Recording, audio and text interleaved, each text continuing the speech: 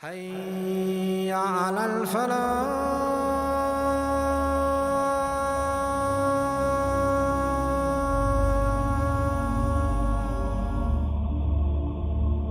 The children of Israel, that a rich, wealthy man who had nephews, and they were to inherit him after he dies, they did not wait until he dies.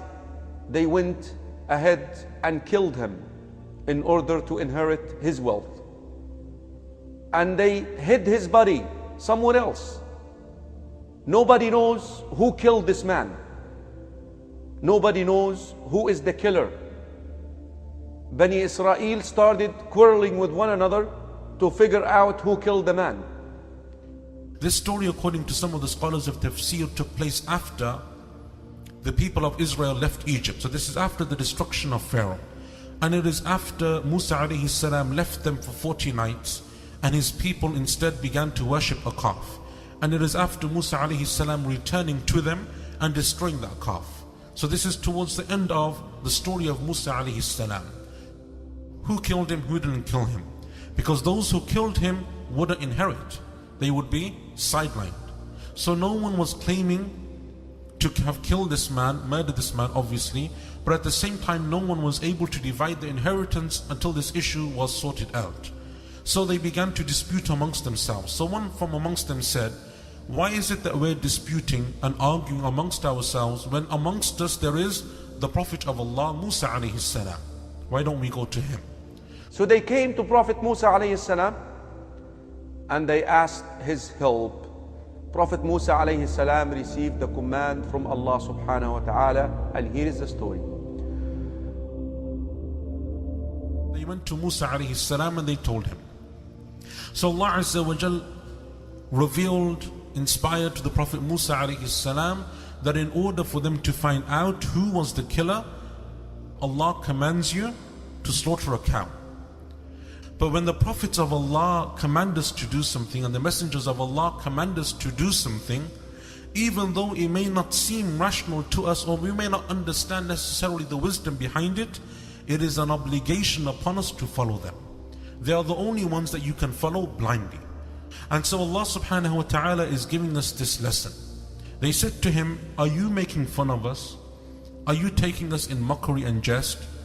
What possible connection can there be between a man who was killed and sacrificing a cow?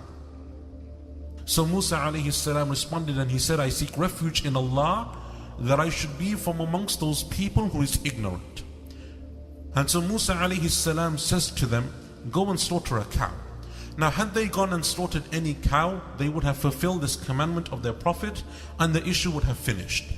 But because of their obstinate nature, because of the way that they were treating their prophets, because they thought that it was something which was a jest and a mockery and a play and a joke, they said to him, why don't you call on your Lord Allah and ask him to describe this cow to us? So the Prophet Musa alayhi salam asked Allah to give more information. He responded and he said that the cow that Allah wants you to now slaughter, not just any cow, but now the age of this cow must be that it's neither too old in the sense that it can no longer give birth, nor can it be a virgin, but rather it must be between the two. So do as Allah has commanded you to do. Meaning don't ask any more questions, but instead they said rather call on to your Lord again and ask him this time to describe its color. He said in response that the color of the cow, now that you ask for its color, is that it is a yellow cow, bright in color. It is something which pleases when they see it. They said, we're still confused. Ask your Lord to describe it again, because we have become confused between the cows. We still don't know what you want. And if Allah wills, then we will be from amongst the guided.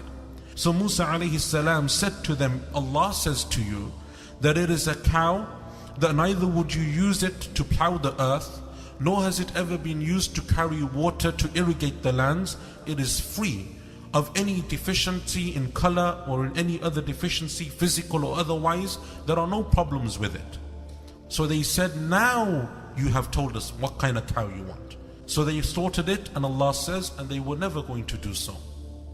Take some of the pieces of that dead cow after you slaughtered it and strike the dead person with it. he will come back to life and he will tell you who killed him. Now we know why Allah subhanahu wa ta'ala commanded them to slaughter a cow. There is actually a story regarding this identical cow that was mentioned also in the books of tafsir. Ibn Kathir narrated it, that it belonged to a young man who used to be so kind and dutiful to his parents, and his father passed away and he left him this cow, and he told him, take a good care of this cow. And one day his mother told him to go pick up the cow that his father left for him. So he's taking the cow and he's walking back when the children of Israel were sitting with Prophet Musa alayhi salam, debating with him regarding what cow. Subhanallah, the description of the cow that Allah subhanahu wa ta'ala finally identified for them fit exactly the cow of that young man who was taking the cow back home. And they told him, can you sell us the cow? He said, no, I promised my mother not to do anything with this cow unless I basically get her approval. So he went back to his mother, and his mother told him, no, not sell it. They kept offering him, until they offered him such a great amount, as we say, it was impossible to refuse. So he sold the cow. So some of the scholars of tafsir said that this man, due to his birr, his dutifulness and his honoring of his mother, Allah Azza wa Jal honored him by giving him much wealth in return.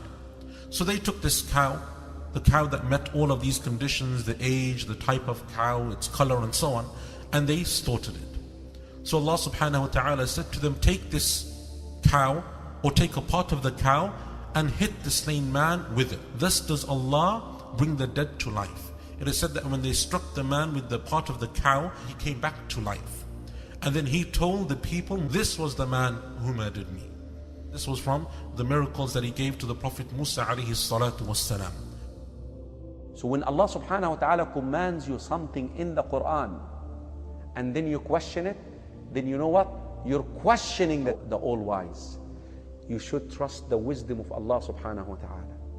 You should trust the wisdom of Allah subhanahu wa ta'ala. You should have full trust in it and fulfill His commands. And rest assured, if you do, Allah subhanahu wa ta'ala will make it easy on you. And rest assured, if you do, Allah subhanahu wa ta'ala will deliver you in this dunya and will deliver you in the hereafter by admitting you to paradise for eternity. And remember, we hear and we obey is the practical implementation of La ilaha illallah.